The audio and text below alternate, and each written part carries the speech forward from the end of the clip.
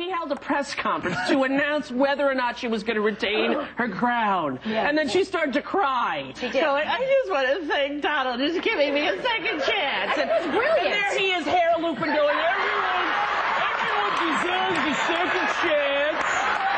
And I'm going to give her a second chance.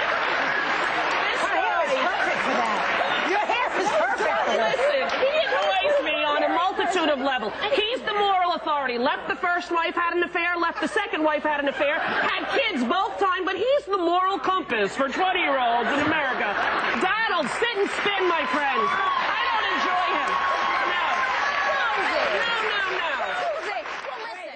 He inherited a lot of money. Wait a minute. And he's been bankrupt so many times where he didn't have to pay. You know, it's sort of interesting. I never declared bankruptcy. He's going to sue me, but he'll be bankrupt by that time, so I won't have to worry. But I don't know. I just think that this man is like sort of one of those, you know, snake oil salesmen in Little House on the Prairie. You remember that episode where the guy would come in with a lot of bottles and everybody would be like, ooh, and then he'd leave and little Laura Ingalls would go, Dad, I don't think there's anything in this bottle. Well, you're right, Half-Pint.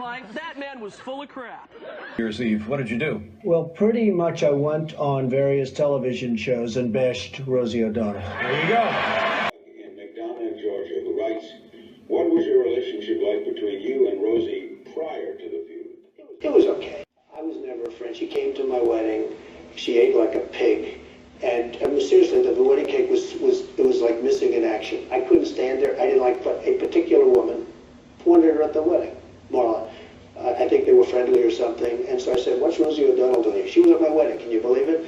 Look, Rosie's a loser. You know it, and I know it. Her magazine failed. Her ratings for her show were terrible. They basically threw her up the air. With the magazine, there was litigation all over the place.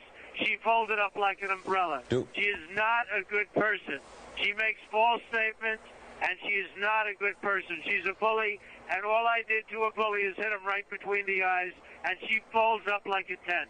If Kelly ever leaves Rosie, she'll never find another one, believe me, because who's going to want Rosie? How would you like to have to kiss that goodnight, Larry? That would not be for you, believe me. She sort of compares you to a pimp. She says, remember the 70s, a young girl in New York City meets a pimp. He cons her into a life of illusion. She works for him. Do you think she's calling you a pimp?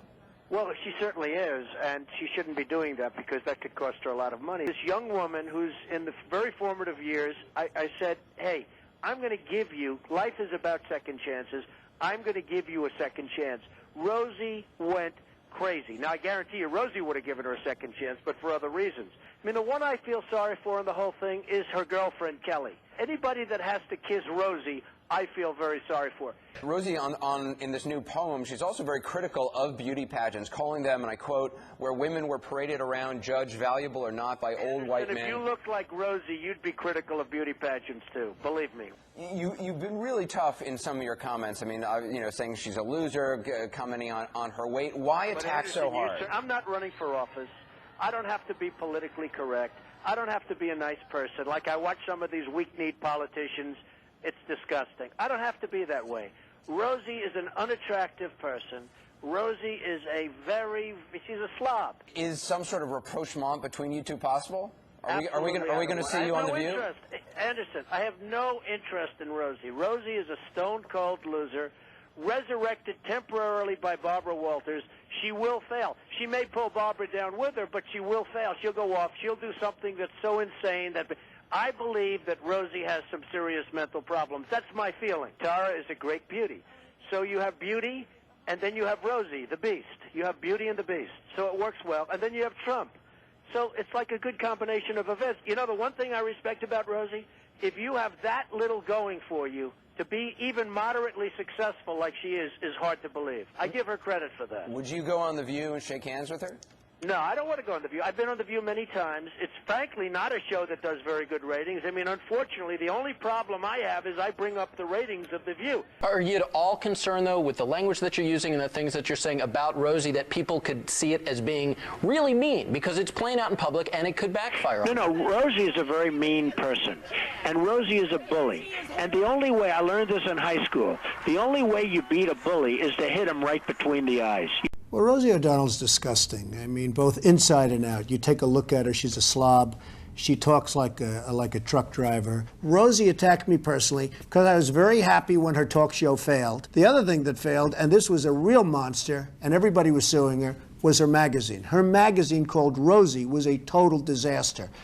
So I loved it. I gloat over it. I think it's wonderful because I like to see bad people fail. Rosie failed.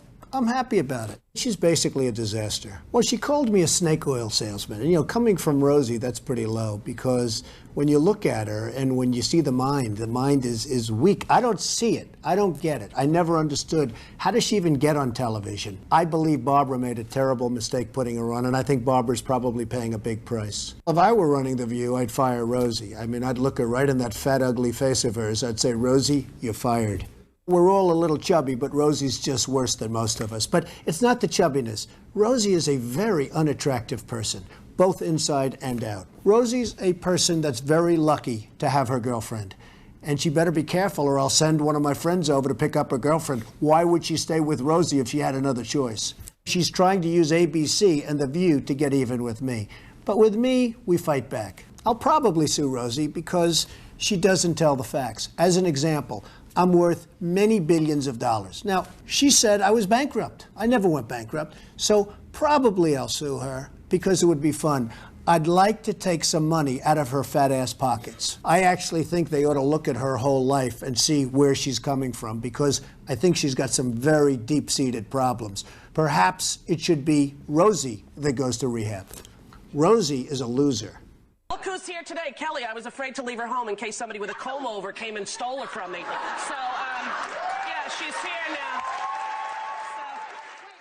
You've called women you don't like fat pigs, dogs, slobs, and disgusting animals. Your Twitter account... Only Rosie O'Donnell. Then you have Rosie O'Donnell. It's really interesting. Their names are the same. Maybe they should get married, but Rosie just found a new mate, and I don't think she'd find him attractive, even if that were the way she goes. Rosie's a failure. She's always been a failure. Her shows all go down the tubes. How they thought she'd work on The View, ridiculous. The show is a big, big miss. I don't like the press. I don't like having to waste my time fighting some lowlife like Rosie. I don't really have to do that. But what I don't like doing is I don't like seeing somebody lie. I'm leaving on a jet plane. I don't know when I'll be back again. Oh, babe, I hate to go. Well, hey, everybody. It's me, Rosie O'Donnell, star of the Flintstones. It's Tuesday all day, as my Nana would say. And I'm here in Ireland.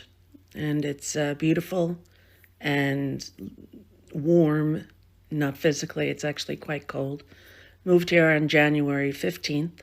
And it's been pretty wonderful, I have to say. The people are so loving and so kind, so welcoming. And I'm very grateful. In the process of getting my Irish citizenship, as I have Irish grandparents, and that's what's going on, and that's where I've been and what I've been doing. So I've been traveling around Ireland, checking it out. Beautiful country. You know, protect your sanity is all I can say. Protect your sanity as much as you can. Here with reaction, Trump's Deputy Chief for Policy and Homeland Security Advisor, Stephen Miller.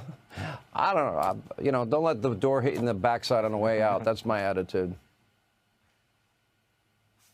Well, President Trump just keeps racking up the wins, huh, Shawn? President Trump has gotten Rosie O'Donnell to self-deport from the United States of America. You know, it wasn't explicitly one of our campaign promises, but it is a major first 100-day achievement, Shawn. So you are welcome, America. Thanks to President Trump, Rosie O'Donnell has self-deported. You don't have to worry about that problem anymore. Now, the other clip you played... She was high on my list, you know, yes. Right up there. Yes, it was. Yes, it's something that I think all Americans can rejoice and enjoy. So again, just another example of President Trump delivering for the American people. Ireland is known for very happy, fun-loving people, great attitude, many in this room right now that I've met. Why in the world would you let Rosie O'Donnell move to Ireland. I think she's going to lower your happiness level. It's true. Thank you. I like that question. Mr. Do you know you have Rosie President, O'Donnell? are you expecting? Do you know who she is? Yeah. I'm joking. You're better off not knowing. President Trump, My fellow Americans, this is the greatest achievement of my administration to date. Rosie O'Donnell has deported herself out of the United States of America. She moved to Ireland.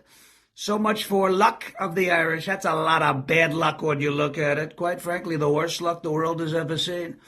But I just got off the phone with Ireland, and they said to me, "Sir, Rosie O'Donnell is now in our country. What do we do, sir?" I said, "You have to keep her." They said, "But, sir, she's going to cause another famine." I said, "That's your problem now. You have to keep her. Don't you dare send her back. If you send her back, I'm going to hit you with 4,000% tariffs if you send her back. We're not going to let it happen."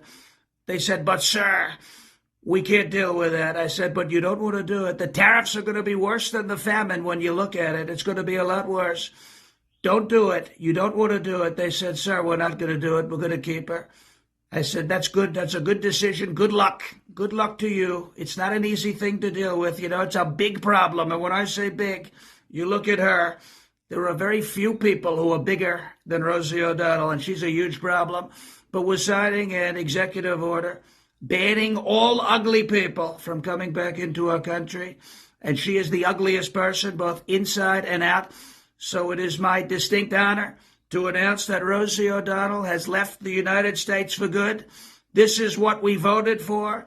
This is what we wanted. And this is the winning and promises made, promises kept, as we make America great again.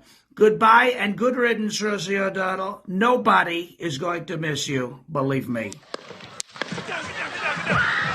I'm leaving on a jet plane. I don't know when I'll be back again. Oh, baby.